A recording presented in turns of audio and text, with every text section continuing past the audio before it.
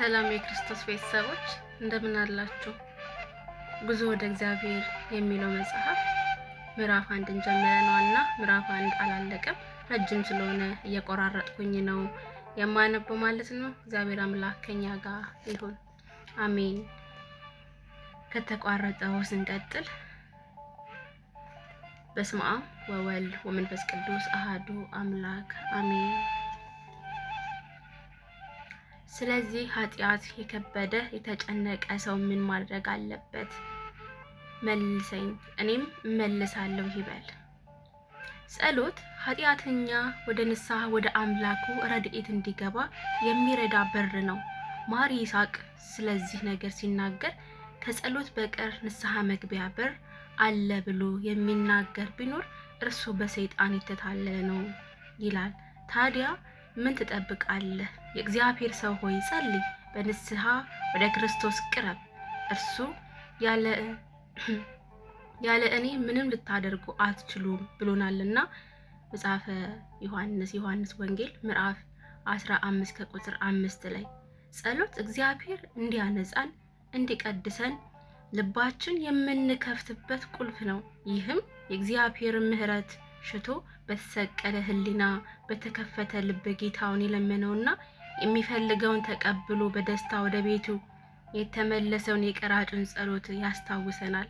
የሉቃስ ወንጌል ምዕራፍ 18 ከቁጥር 13 ላይ እናንተም ዛሬ መጸለይ ያለብህ ጸሎት ይህ ነው። ከበደሌ ፈጽሞ እጠበኝ፣ ከኃጢአቴም አንጻኝ፣ እኔ መተላለፌን አውቃለሁና። የልቡ አምላክ የቅዱስ ዳዊት በመዝሙሩ ምዕራፍ 50 ከቁጥር 2 ላይ ይህም እያልክ ከልብህ የሚመነጭ እንባህን ብታፈስ አዲስ ልብ እሰጥሃለሁ፣ አዲስ መንፈስም በውስጥህ አኖራለሁ፣ የድንጋይንም ልብ ከስጋህም አወጣለሁ የሚለውን የእግዚአብሔርን ቃል መስማት ትችላለህ። ጸሎት የአንደበት የሐሳብን የነፍስን መስዋዕት ማቅረቢያ ነው። ከእግዚአብሔር ጋር የተጣላ ሊያናግረው ስለማይቻል ጸሎት ደግሞ የመታረቂያው መንገድ ነው። ተሰሚነት ያለው መልካም ጸሎት ለመጸለይ ከእግዚአብሔር ጋር የቅርብ ግንኙነት እንዲኖርህና ስለ እርሱም በቂ ዕውቀት ለመጨበጥ እንድትችል መጣር አለብህ። የሚጸልይ ሰው እግዚአብሔርን አላወቀውም።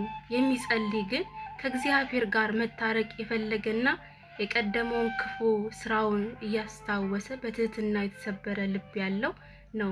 ሰው ወደ ጤናማ ክርስቲያናዊ ሕይወት ምልክት ወደ ትህትና ደረጃ መድረስ የሚችለው በጸሎት ነው። የጥሩ መንፈሳዊ ሕይወት ፍሬ ትህትና ነው። ጸሎት ክፉ ሐሳብ ከውስጣችን የሚወገድበት መንገድ፣ ከጨለማ ኃይላት ርቆ ወደ መንፈሳዊ ሕይወት መግባት የሚቻለው በጸሎት ነው። ጸሎት አጋንንትን የሚፈሩትና የሚንቀጠቀጡበት መንፈሳዊ መሳሪያ ነው። ከወጥመዱ ያመለጠ ጸሎተኛን ዲያብሎስን ይፈራዋል። ይህ ሰው በጸሎቱ ኃይል እያገኘ ነው፣ በመንፈሳዊ ሕይወቱ እየጠነከረ ነው። ስለዚህ አሁን እኔን ሊዋጋኝ ይነሳል እያለ ይረዳል፣ ይንቀጠቀጣል። ከእግዚአብሔር ጋር በጸሎት የሚፈጠረውን ጥልቅ ግንኙነት እርሱ አስቀድሞ ያጣው ነውና ይቀናበታል፣ ይመቀኘዋል። ስለዚህ ዲያብሎስ የሚችለው አቅም ሁሉ ጸሎትን ለማስተው ይጥራል። ጊዜ እንደሌለህ፣ እንደተጣበበብህ፣ እንደደከመህና እረፍት እንደሚያስፈልግህ እያሳሰበ ጸሎትን ለማስቆም ይታገላል። በጸሎትህ የምትተጋ ብትሆንም ከመንገድ ለማሳሳት ሐሳብህን ለመበተን ሰይጣን የማይቆፍረው ድንጋይ የለም። የእግዚአብሔር ሰው ሆይ ምን ውጊያ ፈታኝ ቢሆንብህም በሙሉ ሐሳብ በፍጹም ልብ በጸሎት በርታ፣ ጽና። ሐዋርያው እንዳለው ዲያብሎስን ተቃወሞ ካንተ ይሻላል። ራሱ ጠላትህ እንደተደረገው ጸሎት መቋቋም የማይችለው ኃይለኛ መሳሪያ ስለሆነ ሙሉ ትግሉ ሊያስቆምህ ነውና ፈጽሞ መንገድ አትስጠው፣ ተዋጋበት እንጂ ትጥቅህን አትፍታ። የቱንም ያህል የሚፈታተን የመንፈሳዊ ትግልህን ቁርጠኝነትን አይቶ አፍሮ እንዲተውህ ጸልይ። እግዚአብሔር በጸጋ አይለይህም። በጸሎት ውስጥ የውስጣዊ ነፍስህን ጉድለት እግዚአብሔር እንዲመልስልህ ክፋት አድርግለት። የምትለምነውን ያጣኸውን ለማግኘት ብቻ ሳይሆን እንደ ዳዊት አቤቱ ፊትህን እሻለሁ፣ ልቤ አንተን አለ፣ ፊትህን ከኔ አሰውር እያልክ ይሁን።